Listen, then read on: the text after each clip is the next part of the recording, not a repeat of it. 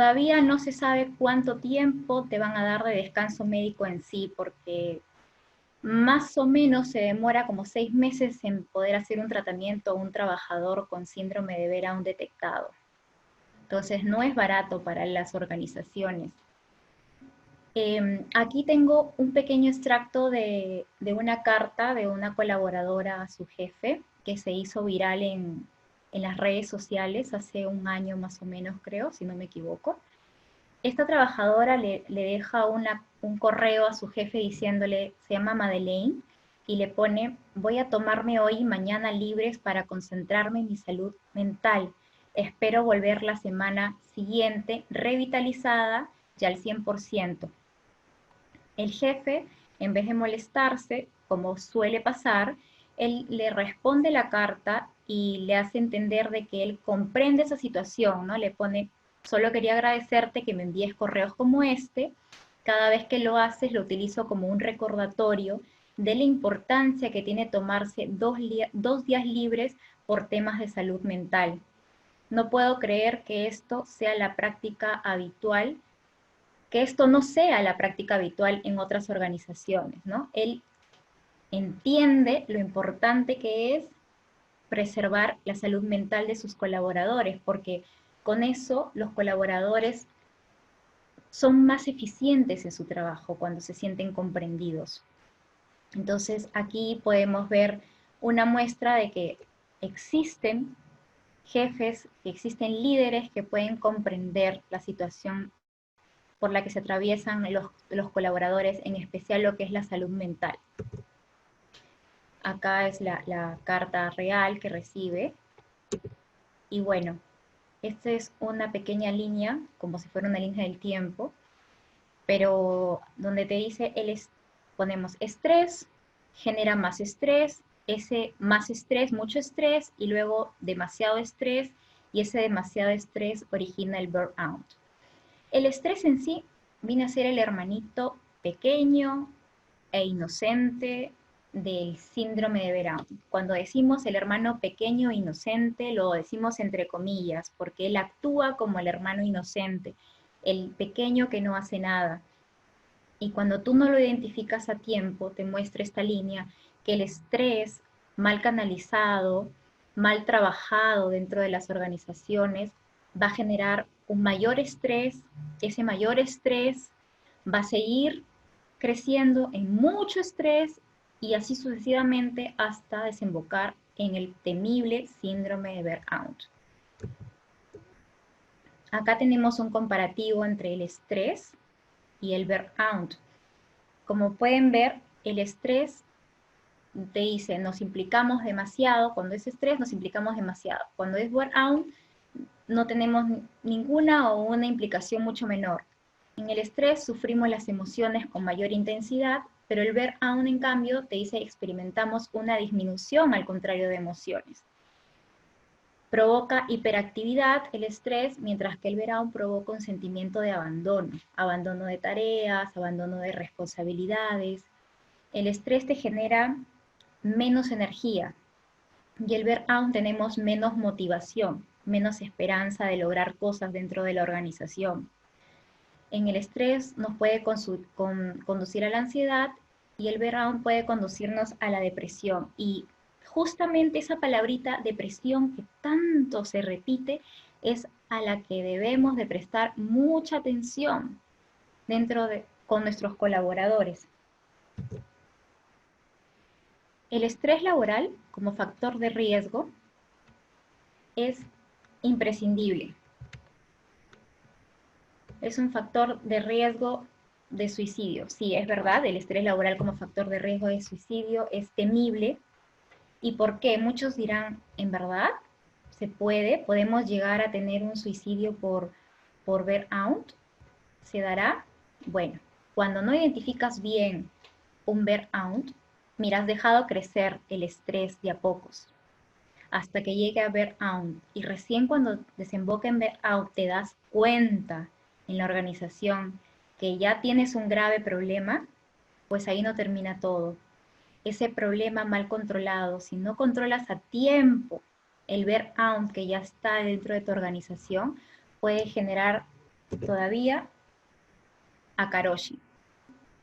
Seguramente muy pocos de ustedes o casi nadie ha escuchado esa palabra, karoshi. La verdad, nadie quisiera cruzarse con esa palabra.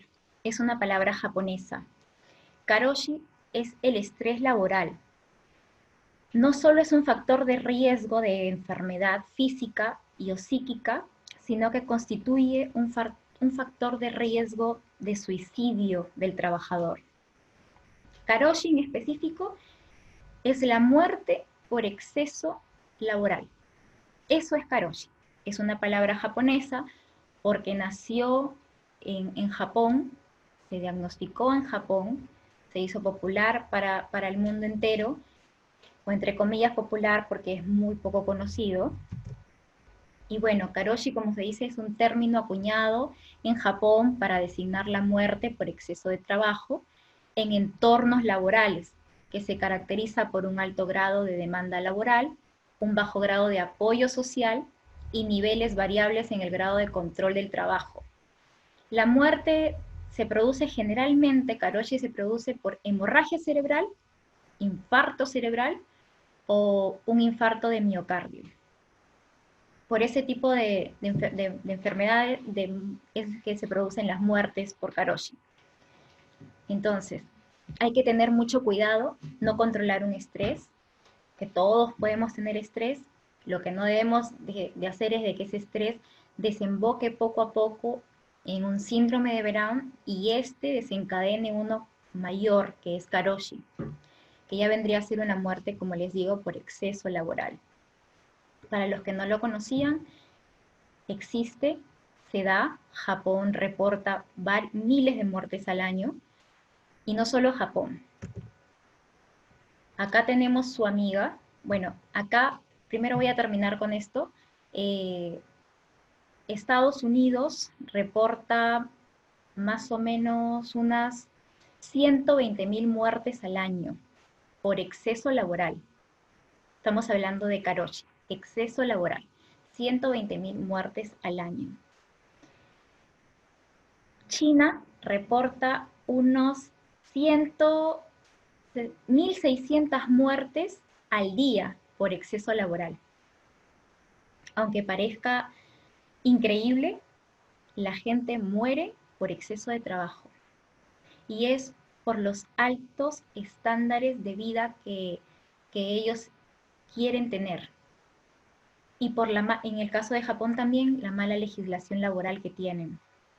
Genera un exceso de trabajo. Ahora, si karoshi ya era temida por lo que es la muerte de exceso laboral, hay una palabra más que se llama karoshisatsu, que es el suicidio por exceso laboral. La gente acá ya no muere por una enfermedad producto del exceso laboral. Acá se suicidan debido a las altas cargas de demanda laboral. Parece irreal, pero se da. Hay estadística, Japón tiene estadística, el Ministerio de la Salud tiene estadística. Acá tengo una noticia que salió en el año 2015 sobre Matsuri, una noticia mundial.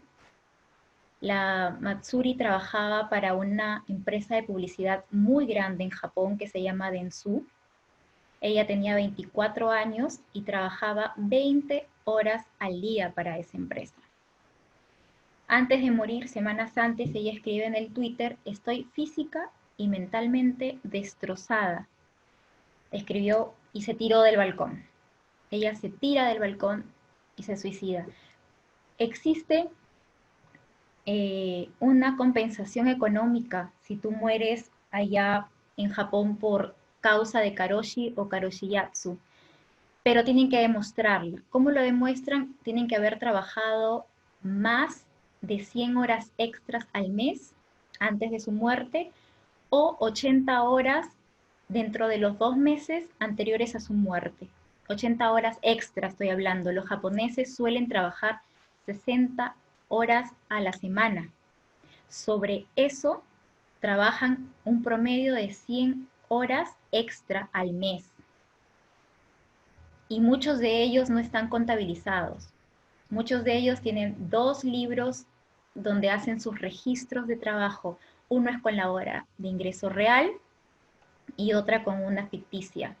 Por eso es que es muy problemático poder determinar en el juicio si murieron efectivamente por karoshi. Por eso se dice que en Japón hay muertes de 2.300 muertes al año por exceso laboral.